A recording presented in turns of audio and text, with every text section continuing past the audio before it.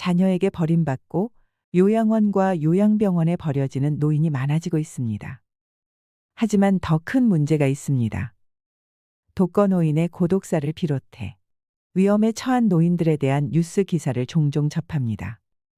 관심의 사각지대에 놓인 독거노인이 138만 명이나 된다는 사실을 아시나요? 지금 독거노인 문제가 우리 앞에 놓여 있습니다. 누구요? 그런 사람 모르니까 연락하지 마세요. 얼굴 본 지 몇십 년 지난 사람이에요. 알아서 처리해 주세요. 주민센터 직원이 고독사 사망자의 가족, 친척에게 연락할 때면 의뢰 듣는 말입니다.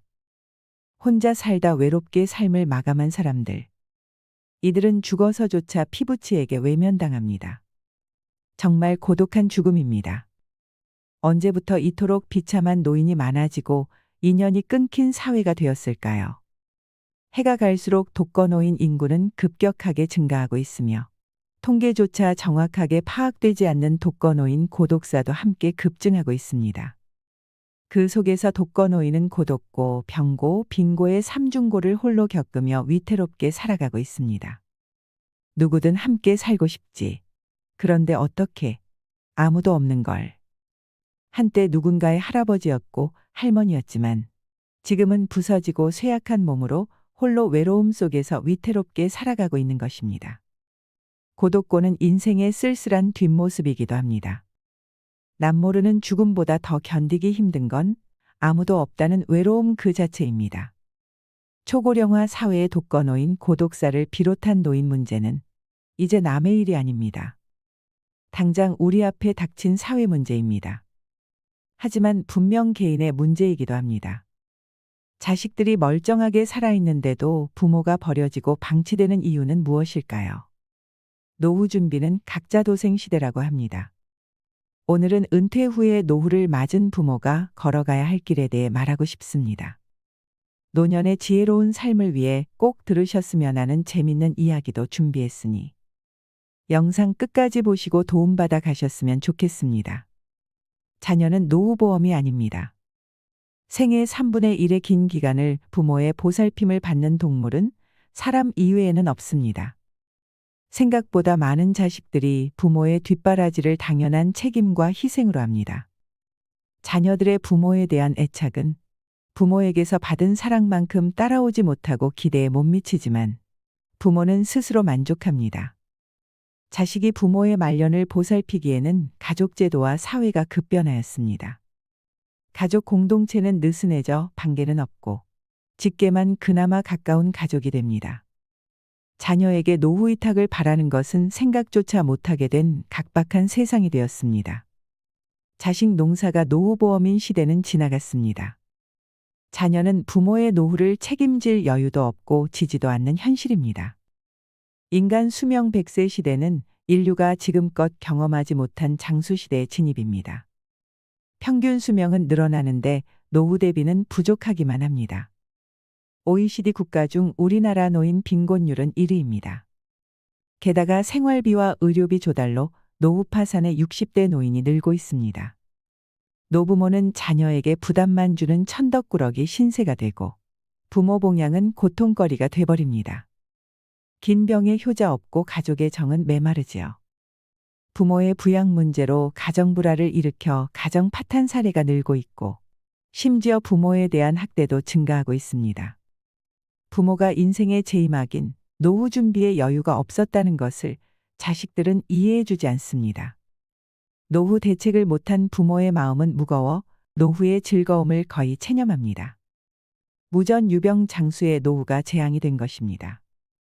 가족의 부양 의식은 약해지고 국가가 챙겨주는 노후 부양은 한계가 있어 가뜩이나 서글픈 노후는 고달프기만 합니다. 독거노인의 80% 정도가 여성이고 여생은 남성보다 훨씬 깁니다.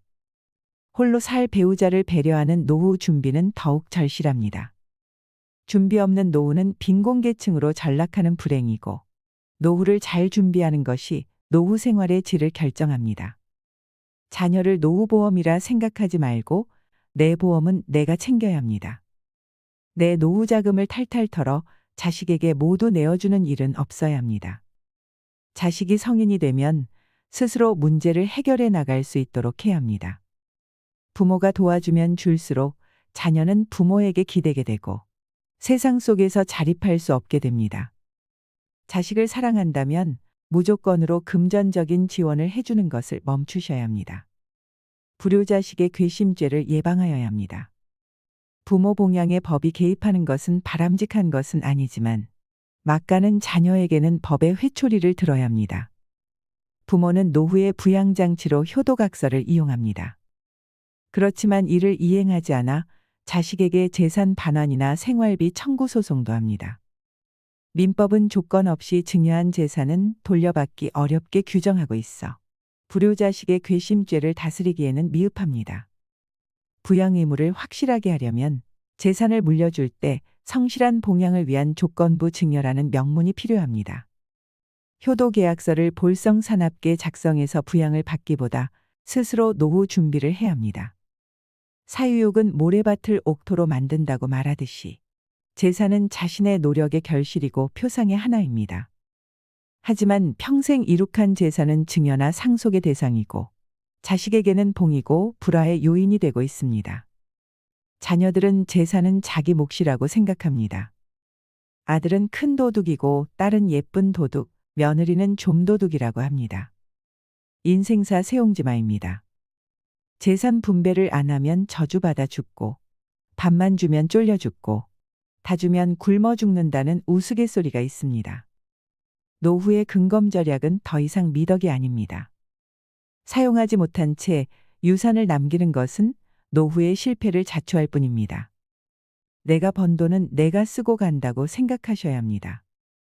어려워도 자식에게 마냥 의지하지 않으려 참고 견디는 것이 부모이나 자식들은 부모의 인내심과 절제를 생활 습성으로 치부하는 경우도 많습니다.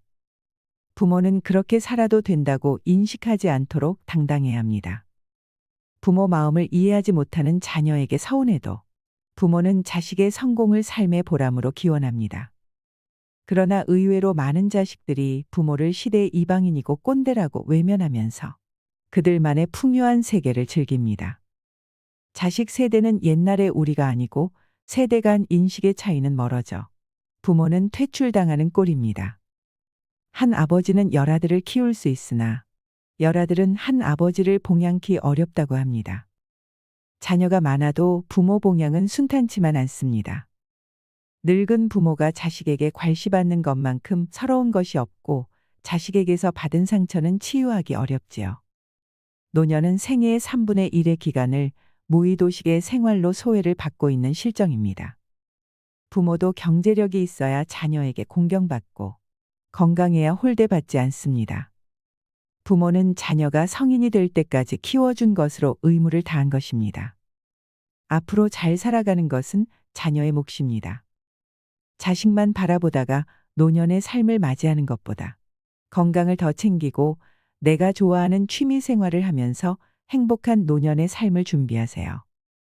그것이 자식에게 해줄 수 있는 부모의 가장 큰 마음입니다. 효도관념이 변하고 있습니다.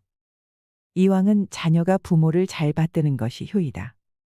효자의 도리는 천성에서 나오는 것으로 모든 선의 으뜸이 된다고 하였습니다. 부모를 정성껏 공경하는 효성은 우리의 아름답고 자랑스러운 전통입니다. 토인비는 한국의 생명수는 효이다. 한국의 효는 인류를 위해 가장 필요한 사상이라고 극찬하였습니다. 효도는 가정을 결속시키고 사회를 순환시키는 기본규범입니다. 효도는 도덕규범의 기초이지 유교 고유의 것만은 아닌 사람의 순수한 도리라는 것입니다. 하지만 효도는 개인의 자유와 창의를 억압한 부정적 측면도 있습니다. 가정 본위의 효도가 고루하게 답습되거나 사생활을 지나치게 위축시키는 것은 효도의 본뜻이 아닙니다. 효도가 부담과 멍해가 되고 자녀의 생활을 망치는 것을 바라는 부모는 없습니다. 부모보다 자신을 우선 생각하는 것을 탓할 수 없고 효성을 강요할 수 없습니다. 효도는 생활의 전부가 될 수 없어도 가족을 연결하는 고리이고 끈끈한 정입니다. 효도는 시대 변화에 따르지 못한 낡은 생활 전통이 아닌 사회 변화와 핵가정에 맞는 가정교육을 통해 가정의 전통과 긍지가 되어야 합니다. 효도는 예전과 달리 변하였습니다. 자녀는 병간호나 경제적 지원을 효성이라고 생각하고 부모의 병고를 노쇠의 과정으로 알고 접어둡니다. 그래도 부모는 자식의 마음씨에 대견할 뿐입니다. 부모는 따로 살아도 방문이나 디지털 문안에 만족하고 자식이 무탈하면 다행으로 생각할 정도로 의연하고 멀리 거주하면 무자식 상팔자로 감수합니다. 늙은 홀어머니와 자녀가 별거하거나 병든 부모의 요양원 의탁을 불효라고 생각하지 않는 세태입니다. 오히려 부모가 홀가분한 독립생활이나 양로원을 원하는 경우도 많습니다. 부모와 자녀는 상생을 통해 서로 행복을 즐길 수 있어야 합니다. 대가족이 함께 즐기는 명절 풍속도 변하여 명절 연휴는 직계 가족 중심의 오붓한 모임으로 바뀌어 가족 여행이 유행입니다. 그들과의 동참을 부담스러워하는 부모도 있습니다. 혼자서도 인생을 즐기는 부모는 자녀들과 거리가 멀어져도 개의치 않습니다. 부모와 자식은 서로 걱정거리가 되지 않고 심성적으로 의지가 되면 만족할 정도로 개인주의적 독립 성향을 보입니다. 이처럼 가족관계를 변화된 각자의 생활 현실에서 합리적으로 생각하는 것을 수용할 정도로 가족의식은 미래지향적인 자기중심으로 성숙해 가야 합니다. 부모와 자식의 각자도생 시대입니다. 가족제도의 변화로 아버지의 위상은 추락하고 어머니는 뒷전으로 밀려나고 가정은 자식 중심이 되고 있습니다. 지금은 변혁과 창의의 경쟁 시대입니다. 자식들의 사고를 존중해야 진취성과 책임성이 강해집니다. 자식은 부모의 희생적 삶을 반복하지 않고 부모 세대에서 벗어나 부모보다 나은 삶을 추구하죠. 아이가 넘어져 우는 것은 도움을 청하는 신호 겸 응석입니다. 돌보는 사랑이 필요하지만 스스로 일어설 수 있도록 응석을 거절하는 단호함도 사랑입니다. 부모의 적극적 사랑이 과잉보호가 되고 자립의 걸림돌이 될 우려가 있습니다. 부모를 일찍 여윈 사람이 빨리 자수성가하는 것은 우연이 아닙니다. 도전 정신과 독립심이 체질화되도록 일찍 훈련시켜야 합니다. 스스로 이길 수 있다고 생각하는 사람만이 이길 수 있습니다. 익으면 분리돼 새로운 생명의 시작이 되는 것은 자연의 섭리입니다. 자식을 붙잡고 있는 것이 아니라 풀어주어야 하는 것이고 세상으로 날려보내야 자립이 빨라집니다. 자식은 부모 품 안보다 거친 바깥에서 크게 자랍니다. 부모로부터 독립해야 부모와 자녀 모두 자유로워집니다. 자녀의 행복이 결혼에서 시작된다면 자유로운 노후는 자식 걱정의 해방에서 시작된다는 것을 기억하세요. 행복 추구권은 우선적 가치입니다. 부모와 자녀의 각자도생 시대입니다. 삶은 인간이 스스로 연출하는 것이고 사람은 홀로 자신을 찾아가는 주인공입니다. 어차피 인생은 각자 살아야만 하는 숙명이지만 가족과 함께 있다는 것이 축복이 되어야 합니다. 노후 최대 리스크는 자식인가? 몇 년간 끊임없이 SNS를 타고 돌아다니는 괴담이 하나 있습니다. 모 대학 교수가 대학생을 상대로 아버지에게 원하는 것이 뭔가를 설문조사했더니 약 40%가 돈을 원한다고 답했다고 합니다. 또 서울대생을 대상으로 부모가 언제쯤 돌아가시면 가장 적절한가를 묻자 63세라고 답한 학생이 가장 많았다는 것입니다. 이유는 은퇴한 뒤 퇴직금을 남겨놓고 사망하는 것이 가장 이상적이기 때문이라고 했습니다. 정말 이런 조사가 있었는지 궁금해 검색을 해봤지만 찾을 수가 없었습니다. 실제 조사가 아니라 일종의 엽기 유머였을 가능성이 커 보입니다. 인용 내용도 토시 하나 다르지 않은 문장이 퍼날라져 있어 민망할 정도입니다. 다만 이에 대한 부모 세대의 폭발적인 반응들을 보면 노후를 둘러싼 이들의 서러운 마음이 어느 정도 읽히는 것도 사실입니다.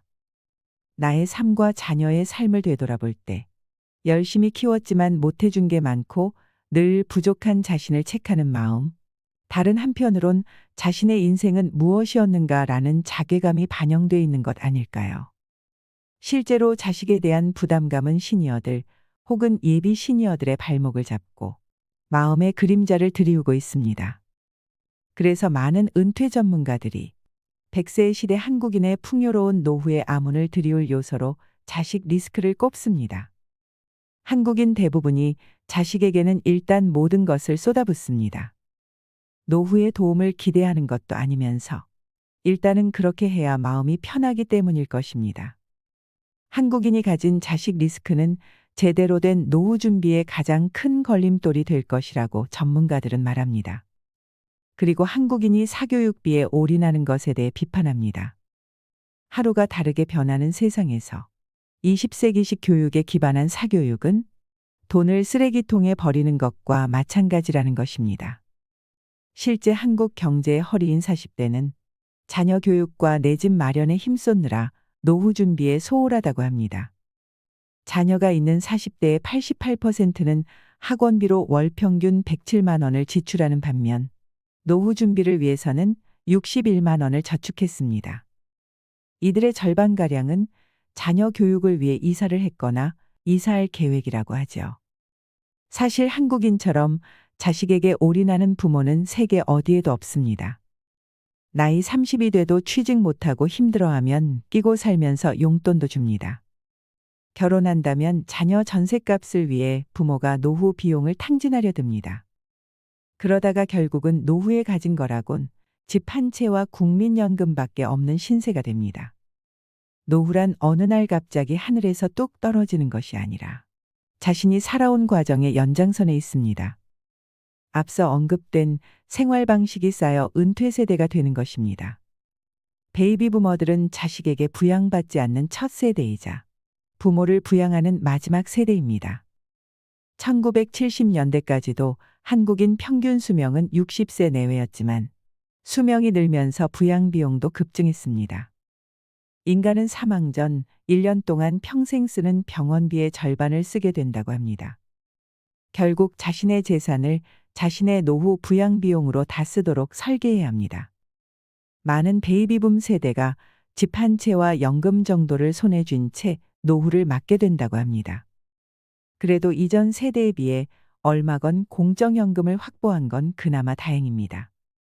미국의 재무설계사 스테판 폴라는 다 쓰고 죽어라에서 재산을 모아 자식에게 물려주기보다 다 쓰고 간다고 생각하라고 조언했습니다.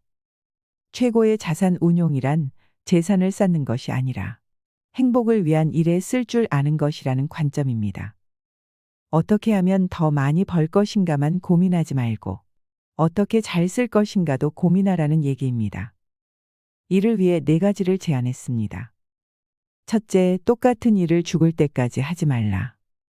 끊임없이 새 직장을 찾아 새로운 일을 시작해라. 직장은 당신에게 평생을 약속하지 않는다. 직장에 대한 충성심은 버려라. 고용주는 당신에 대한 의리를 내동댕이 친 지 오래다. 둘째, 현금으로 지불해라. 카드는 비상용 1개만 남기고 모두 버려라. 주 단위로 생활 계획을 세워 은행에서 생활비를 찾아서 사용하라. 돈을 쓰는 게 불편해지면 불필요한 소비, 충동 구매를 피할 수 있다. 셋째, 은퇴하지 말라. 은퇴 생활이 아름다운 휴가라는 건 환상이다. 65세에 은퇴해 20년간 신통차는 연금으로 연명하면서 빈둥거리게 된다. 그러다 보면 건강도 나빠지고 정신도 녹슨다. 무슨 일이건 찾아서 하라. 넷째, 다 쓰고 죽어라. 위 3가지를 실천했다면 이미 충분한 재산을 모았을 것이다. 손자의 학비나 가족여행비 등 당장 요긴한 지원이 필요하다면 부담 없이 인심을 쓰고 감사 인사를 받을 수도 있다. 유산이 없으면 자식들이 당신의 죽음을 기다릴 일도, 형제끼리 다툴 일도, 가산을 탕진할 일도 없다. 다 쓰고 죽으라는 말은 결국 후회 없이 살라는 말이다. 돈은 지금 행복하게 살기 위해서 모으고 쓰는 것이다. 이 조언을 꼭 기억하셔서 현명한 노후 준비를 하시길 바랍니다. 노년의 지혜로운 삶을 위해 우리가 해야 할 것. 60이 넘은 할머니 2사람이 있었습니다. 한 사람은 인생이 덧없이 끝나가고 있다고 생각하고 애인을 구하는데 에너지를 썼습니다. 그러나 다른 한 사람은 등산하기 좋은 나이가 됐다고 생각했고 산을 오르기 시작했습니다. 66살의 그녀는 북미에서 가장 높은 산인 휘트니 산을 올랐고 91살에 일본의 후지산 정상에 올랐습니다. 그녀는 90세까지 10년 동안 97개의 봉우리를 올랐습니다. 이러한 그녀를 기려 캘리포니아주 입법부는 1991년 휘트니산 봉우리 하나를 그녀의 이름을 따서 크룩스 봉이라고 이름을 붙였습니다. 94세였을 때 18세 소녀의 심장과 폐를 가지고 있다는 진단을 받았던 그녀는 그녀의 자서전 인생의 산을 정복하다에서 이렇게 말했습니다. 사용하지 않는 근육은 쇠퇴합니다. 힘을 받지 않는 뼈는 미네랄을 잃게 되어 약해지게 됩니다. 둔해졌다는 것은 그대의 몸이 민첩한 관리를 필요로 하고 있음을 말해주는 것입니다. 현재 103세이신 연세대학교 철학과 교수였던 김영석 교수님은 2015년 6월 29일자 조선일보에서 이렇게 말했습니다. 올해로 96세가 되었습니다. 젊은 시절 고생이 많았는데 사람들은 나보고 복받은 사람이라고 그럽니다. 만약 인생을 되돌릴 수 있다 해도 젊은 날로 돌아가고 싶지 않습니다. 그때는 생각이 얕았고 행복이 뭔지도 모르고 살았습니다. 지나고 보니 인생의 절정기는 철없던 청년 시기가 아니었습니다. 인생의 매운맛, 쓴맛을 다 보고 나서야 행복이 무엇인지를 알게 되었으니까요. 무엇이 소중한지를 진정으로 느낄 수 있었던 시기는 60대 중반에서 70대 중반까지였던 것 같습니다. 그래서 다시 돌아갈 수 있다면 60세 정도로 돌아가고 싶습니다. 가능하면 몇 살 정도 살고 싶으냐는 질문을 받는다면 정신적으로 성장할 수 있고 다른 사람에게 도움을 줄 수 있을 때까지 사는 것이 가장 좋다고 대답하겠습니다. 나이가 드니까 나 자신과 내 소유를 위해 살았던 것은 다 없어집니다. 남을 위해 살았던 것만이 보람으로 남습니다. 사랑이 있는 고생만큼 행복한 것은 없습니다. 가장 불행한 것은 사랑이 없는 고생입니다. 오래 살기 위해서는 건강, 경제적 능력, 친구가 필요합니다. 하지만 친구를 너무 가까이 할 필요는 없습니다. 친구들이 하나둘 먼저 떠나가게 된다면 몸과 마음이 약해지기 때문입니다. 친구를 가까이 하고 싶다면 친구를 잃는 슬픔까지도 이겨낼 줄 알아야 합니다. 주위에 행복한 인사를 건네는 사소한 습관부터 시작해 보십시오. 100세까지 사는 게 무섭다라고 말하는 사람이 많습니다. 여러분은 100세까지 무슨 재미로 살고 싶으십니까? 많은 사람들이 자신들의 나이가 너무 많아 어떤 것도 새롭게 시작할 수 없다고 생각합니다. 그러나 오히려 남은 시간이 더 많을지도 모릅니다. 생각을 하나 바꾸면 인생이 달라지듯이 아무리 늦게 시작해도 시작하지 않는 것보다는 낫습니다. 여러분, 이 영상을 보시니 어떤 마음이 드시나요? 이미 늙고 쇠약해져서 아무것도 할 수 없다고만 생각하시나요? 아닙니다. 결코 늦지 않았습니다. 무엇이든 할 수 있는 나이라고 생각하며 멋진 인생을 살아가고 있는 김영석 교수님을 보며 여러분도 용기를 내셨으면 좋겠습니다. 마지막으로 요양원에 버려진 어느 노인의 글을 읽어드리겠습니다. 좋을 때는 모릅니다. 좋은 것만 있을 때는 내게 그것이 어찌 좋은 것인지 알지 못했고, 사랑할 땐 사랑의 방법을 몰랐고, 이별할 때는 이별의 이유를 몰랐습니다. 과거를 떠올려 보면 바보처럼 산 적이 참 많았습니다. 건강할 때 건강을 지키지 못하고 늘 건강할 줄 알았고, 넉넉할 땐 늘 넉넉할 줄 알고, 빈곤의 아픔을 몰랐습니다. 소중한 사람들이 곁에 있을 때는 소중한 줄 몰랐고, 늘 곁에 있어줄 줄 알았습니다. 당연히 내 것인 줄 알았던 것을 차차 잃어갔을 때, 뒤늦게 땅을 치며 후회했습니다. 저는 참 바보입니다. 좋을 때 그 가치를 모르면 평생 바보처럼 산다는 걸 몰랐습니다. 요양원에 버려진 어느 노인의 글이 어떠셨나요? 눈물이 없는 눈에는 무지개가 뜨지 않는다고 합니다. 오늘 이 시간이 최고 좋은 때라 생각하며 최선을 다하는 멋진 하루 보내시기 바랍니다. 여러분의 행복한 삶을 응원합니다. 이상으로 시니어를 위한 모든 것, 시니어 연구소였습니다.